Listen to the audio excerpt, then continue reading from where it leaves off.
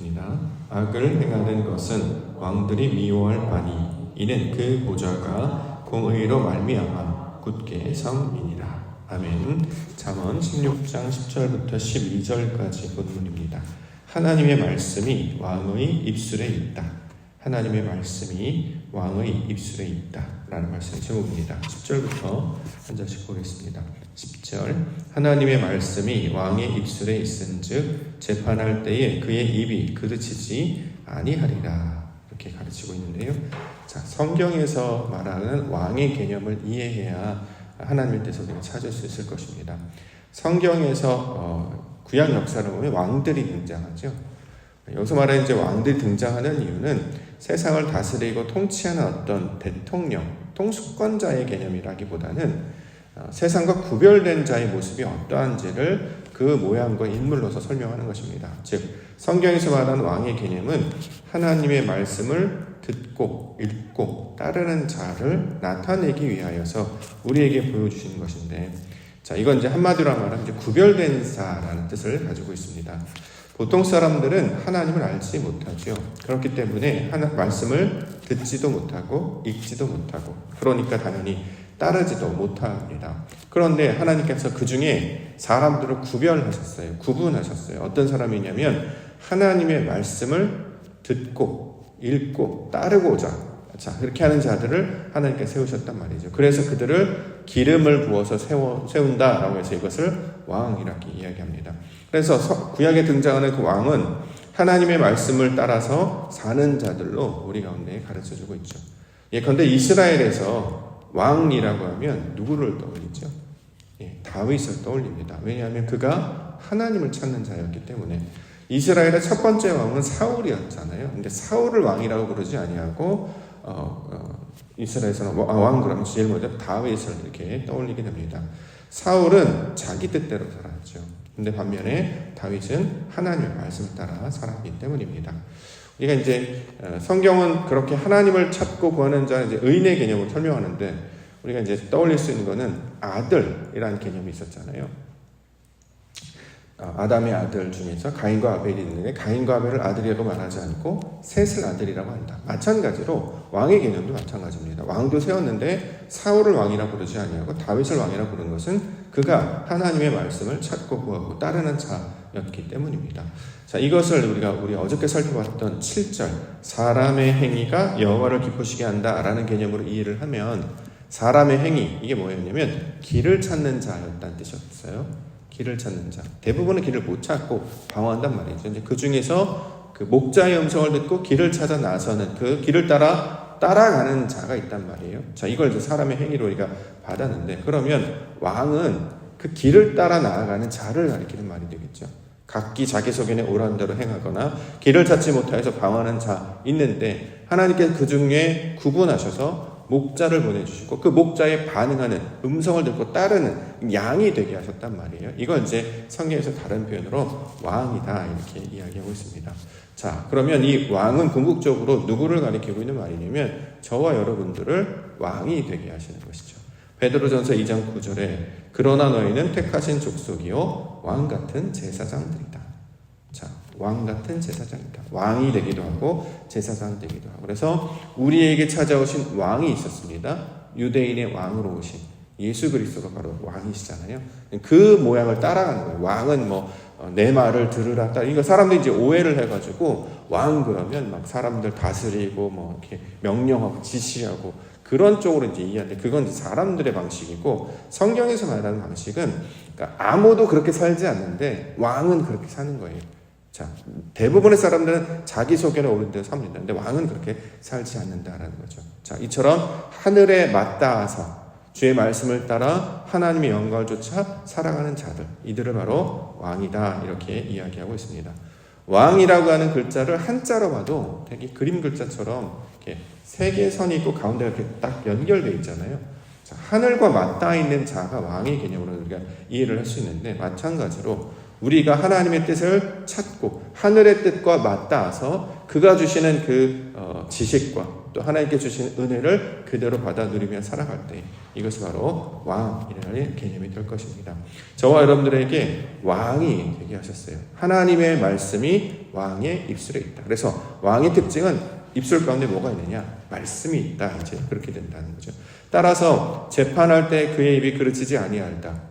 길을 못 찾거나 방황하는 것이 아니라 하나님이 원하시는 뜻이 무엇인지를 분명하게 알기 때문에 자, 아버지의 뜻을 따르게 된다. 이 말씀으로 우리 가운데 이해할 수 있을 것입니다. 11절 이어서 보겠습니다. 잠언 16장 11절 공평한 저울과 접시 저울은 여호와의 것이요 주머니 속의 저울 추도 다 그가 지으신 것이니라. 저울 이제 설명하는데 저울이 하는 일인 무게를 다는 것이잖아요. 무게. 그렇죠? 공평한 저울과 접시 저울. 앞에 있는 것은 하나니까 저울은 뭐냐면 가운데 이렇게 있고 양쪽에 이렇게 그릇이 있어서 이렇게 여기 올려놓으면 올라갔다 내려갔다 요런 걸 가리키고 있는 말이에요. 상대적으로. 그러니까 하나님께서 우리를 계속해서 저울로 재해 보시고 점점 하나님과 똑같은 모양이 되도록 이렇게 만들어 주시는 겁니다. 그래서 그 다음에 나올 때 이 저울추가 등장하는데 이 저울추는 돌이라는 뜻이에요. 에벤이라는 단어 사용하고 있습니다. 예를 들어서 이제 시소를 탄다고 볼까? 이것도 저울 기능과 비슷하니까 시소 이쪽에는 아버지가 앉아 있고 반대쪽은 아이가 앉아 있어요. 당연히 아버지 지금 무거우니까 일로 떠니까 아이는 아무리 해도 안 내려가겠죠. 근데 아이가 가방을 들거나 무거운 짐을 들면 점점 이게 맞춰지지 않겠습니까? 자, 이런 식의 방식으로 하나님께서 우리를 만들어 가신다. 그 대상이 바로 왕이라는 거잖아요. 그래서 우리 안에 뭘 넣어주시느냐? 말씀을 넣어주시는 거예요. 우리 안에 말씀. 우리가 말씀이 없으면 가볍다.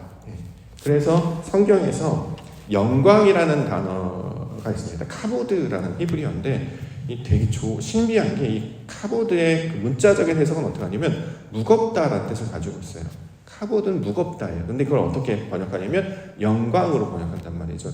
그래서 하나님의 영광을 여호와 카보드 하나님 이렇게 얘기하는데 그 무겁다라는 뜻에서 처음에 이해가 안 돼서 이거 엄청 묵상했는데 우리가 가라지, 껍데기, 쭉정이만 있었잖아요. 그럼 바람이 불면 다 날아가 버리지 않습니까? 근데 알곡이 되면 그것이 차지게 되면 껍데기는 날아가 버리고 알맹이는 남아있죠. 알곡은 남아있어요. 이렇게 무게를 가진 자가 된단 말이죠.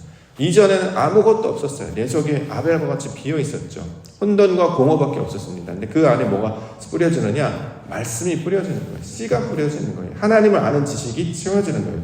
그러면 무게가 생긴다는 것입니다. 그래서 하나님을 아는 지식을 우리 가운데 채우게 되면 비어있는 곳이 말씀으로 채우게 되고 진리로 채우게 되면 그걸 무게, 영광의 개념을 설명하고 있기 때문에 하나님이 가지신 것을 우리에게 전해주셔서 그리스도 예수로 전해주셔서 우리로 그걸 가지게 하심으로 하나님과 똑같은 모양이 되게 이렇게 만드시는 것. 이게 바로 하나님이 하시는 일입니다.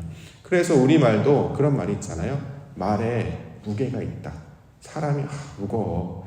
행동하는 것도 무게가 있어요. 이런 말을 하는 것이 지식인 또는 무엇인가 깊이가 있을 때 이런 표현을 하는데 성경에서도 하나님을 아는 지식으로 채워지면 우리가 무거운 자, 무게가 있는 자가 되고 그건 결국 하나님을 아는 지식으로 채워질 것을 가리키고 있는 말입니다. 그래서 이전에는 속에 아무것도 없으니까 뭐예요? 일을 간다 이런 표현을 하잖아요. 바깥 어두운 데 쫓겨나서 일을 간다. 왜 일을 가냐면 먹을 게 없기 때문에 헛일을 켜는 것. 우리는 하나님의 말씀을 먹고 마치 우리 소나 양처럼 풀을 먹고 계속 되새김질을 하는 자가 되어야 된단 말이죠. 양식이 늘 있어서 되새김을 해서 거기서 단물이 쭉 올라올 때까지 계속 먹고 마심으로 말씀이 그러한가에 늘 묵상하는 베레아 교인들처럼 하나님의 것을 이렇게 채워지게 되면 이것을 우리를 건강하게 하는 것인데 먹을 게 없으니까 한입발을 켠단 말이죠. 자, 그러한 상태에서 하나님께서 선지자가 주신 말씀을 통해서 그러한가에서 늘 말씀을 상고하고 묵상하고 되새기고 그럼 점점 하나님을 아는 지식으로 채워가게 되는 것. 자, 이것이 왕의 개념으로 하나님께서 신앙을 우리 가운데 설명하고 있는 것입니다. 그러므로 우리가 날마다 예배하고 말씀을 듣고 말씀이 그러한가? 아버지께서 원하시는 것이 무엇이지? 이것을 통해서 우리 가운데 가르쳐주신 하나님의 뜻이 무엇인지를 늘 찾고 구하잖아요. 그렇죠? 그냥 사는 게 아니라 하나님의 뜻이 무엇일까를 찾고 구하는 자로 살아가는 것. 자, 이것을 우리 본문에서는 왕의 입술에 있다라는 개념으로 좀 설명하는 것입니다. 12절. 네. 악을 행하는 것은 왕들이 미워할 바니 이는 그 보좌가 공의로 말미암아 굳게 섬이니라.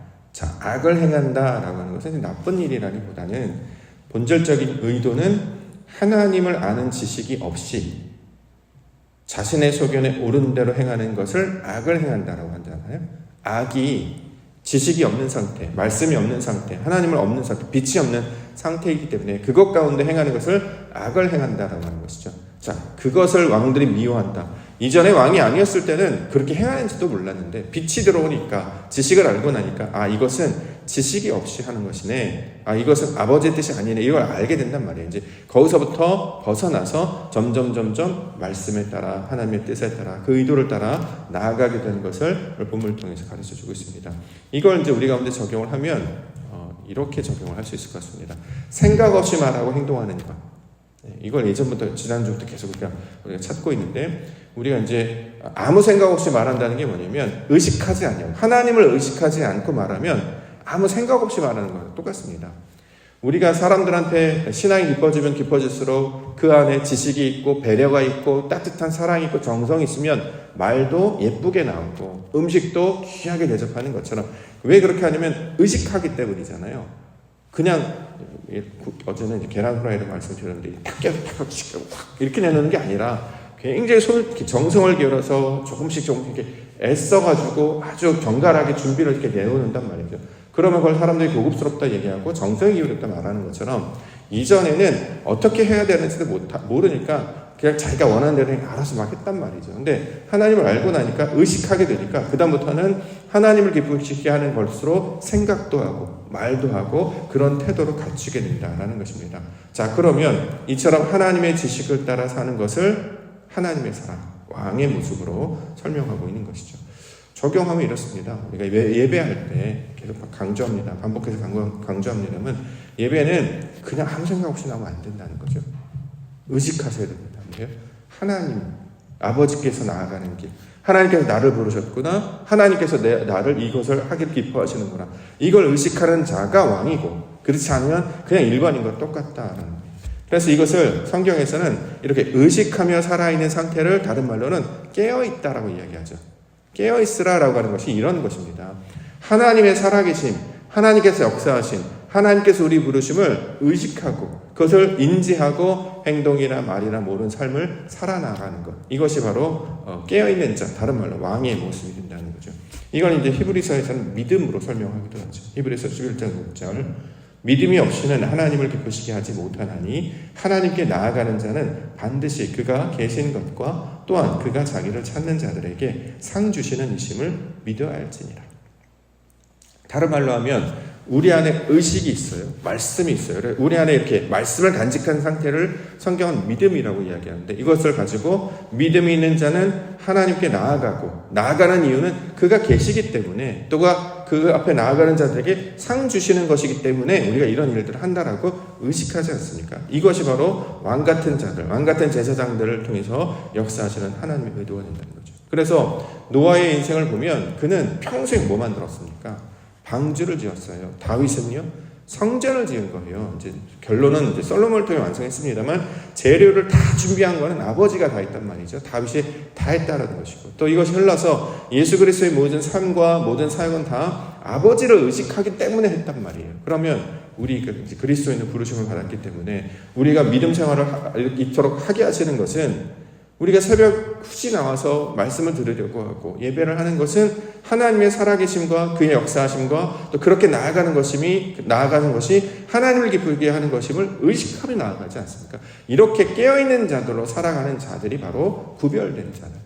이런 일을 어떻게 하느냐? 기름 부음을 받은 자들만이 이런 예배를 감당할 수 있다라고 이야기합니다. 그러므로 우리 안에 기름 부음을 받았다라는 것은 성령의 감동으로 살아가는 것이고, 이 성령의 감동을 살아가는 자는 마태복음에 등장하는 슬기로운 처녀, 기름을 준비하여서 신랑 오실 것을 기다리는 자의 모습과 똑같다. 그들을 가르쳐서 슬기롭다 말하는 것처럼, 잠언에서 말하는 지혜는 결국 하나님을 의식하면서 그가 행하시는 것으로 깨어있으며 감당하는 것을 가리키는 말이다. 우리 가운데 이렇게 가르쳐주고 있습니다.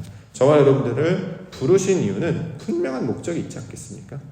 그렇죠? 그게 뭐 흉내내라고 작년에도 했으니까 올해 또 하라고 이렇게 하라는 것이 아니라 분명한 의도와 목적이 있단 말이죠. 그것을 우리가 의식하며 나아갈 때, 그 하나님을 기쁘시게 하는 일로 나아갈 때 마침내 이래서 우리를 부르셨구나 라고 우리가 언젠가 그것을 깨닫게 해주신 날을 우리가 언제 허락해 주실 줄 믿습니다.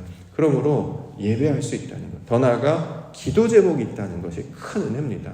처음에 기도 제목이 생길 때는 안 되는 일이 생기기 때문에, 내 힘으로 이걸 풀 수 없기 때문에, 또 무슨 뜻인지 알지 못했기 때문에, 답을 찾지 못하고 길을 찾지 못했기 때문에 기도 제목 때문에 나온단 말이에요. 근데 기도를 깊이 있게 들어가시면 하나님께서 나에게 이렇게 하시는 것은 나를 부르시려고 했구나.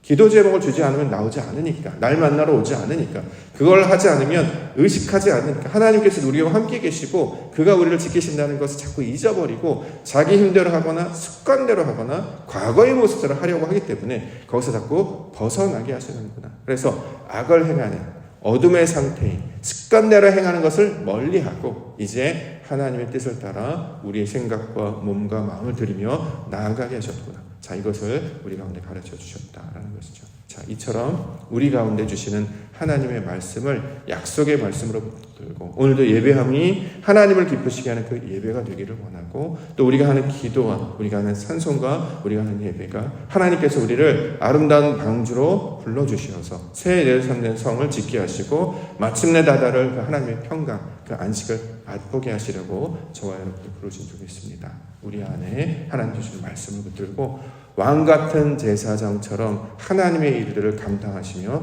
세상의 주의 영광을 드러내 나타내시는 그렇게 무거운 자들, 하나님으로 칭으로 말미암아 가득 찬 자들, 그렇게 살아가시는 우리 믿음의 성도님들, 믿음의 안 되시기를 주님의 이름으로 간절히 축원합니다.